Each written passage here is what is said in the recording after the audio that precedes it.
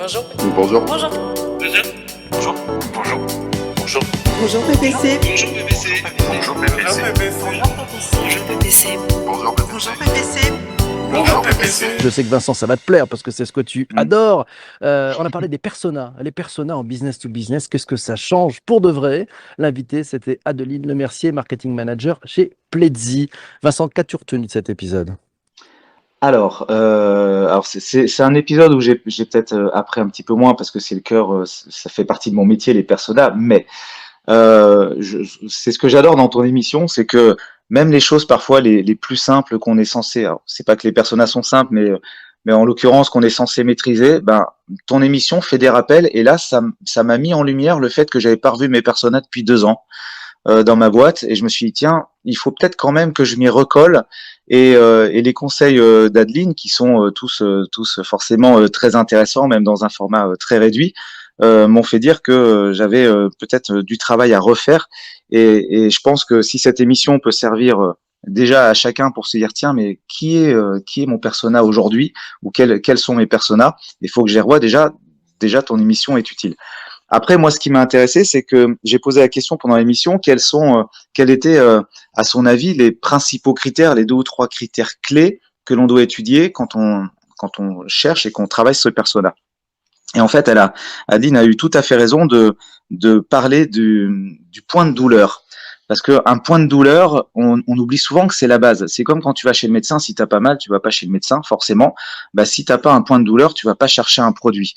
Comme je dis souvent, quand il n'y a pas de douleur, il n'y a pas de valeur. Donc, quand tu veux voir la valeur de ta boîte, tu regardes à quelle douleur tu réponds. Et c'est vrai que cette douleur, elle commence par les personas. Et donc, c'était un bon rappel. Et le deuxième point dont elle a parlé, que je voudrais redire ici parce que c'est important, c'est comment nos clients et donc nos personas s'informent. Et ça, c'est hyper important parce que derrière le comment ils s'informent, il y a le comment ils nous trouvent. Et derrière le comment ils nous trouvent, il y a où je dois être. Et derrière le où je dois être, bah, il y a la base de toute ma stratégie de com. Et donc, c'est hyper important, ces 2 points. Quel est le point de douleur et comment mes clients s'informent pour savoir comment je vais leur communiquer moi ma boîte. Donc, rien qu'à ce titre-là, je voulais reprendre ces points-là parce que c'est toute la synthèse vraiment de l'importance des personas et de les avoir à jour. Ouais, et puis ce que nous a appris aussi Adeline, qui maîtrise vraiment à merveille cet art de créer les personas, c'est de faire simple, c'est de garder vraiment que quelques critères, ceux qui sont le plus importants. Et puis ce qu'elle a dit aussi, c'est l'importance de le partager à l'interne, ouais, de faire en sorte que toute l'entreprise ait cette même vision partagée de qui sont nos personas pour l'entreprise. Et je pense que ça aide et ça peut aider aussi ceux qui sont à la compta, au juridique, dans d'autres services qui ne sont pas forcément en face à face avec le client, à mieux comprendre pour qui on se bat, quels sont les problèmes qu'on essaie de résoudre pour ces personnes. Et ça donne aussi du sens à l'entreprise. As-tu autre chose, Vincent, de ton côté?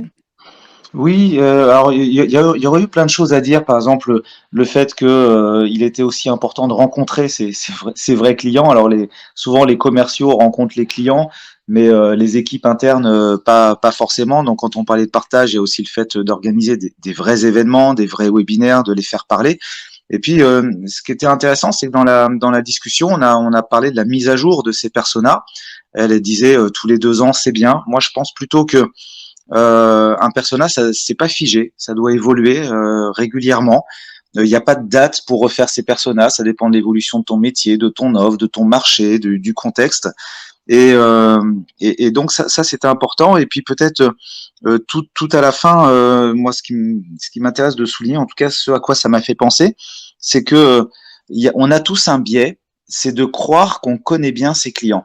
Et vous trouverez plein de chefs d'entreprise, plein de dirigeants ou de commerciaux qui diront non mais moi mes clients ça fait 10 ans que je les suis donc je les connais, j'ai pas besoin d'avoir une équipe marketing derrière.